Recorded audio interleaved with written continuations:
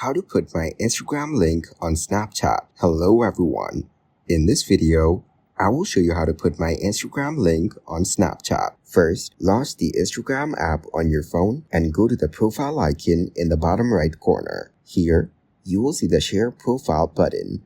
Tap on it. Now, tap Share Profile and then select Copy Link to copy the provided link for your Instagram profile. Next, navigate to the Snapchat app on your phone. To attach the link, you need to capture a snap. You can take a picture or even create a blank snap. After capturing the snap, tap the clip icon on the right side of the screen to add content to your snap. In the pop-up menu, you will see an option to enter a URL. Now paste the link to your Instagram account in the URL field. After that, your Instagram link will be attached to your snap. Once you send your snap, anyone who views it will see a clickable link that directs them to your Instagram profile.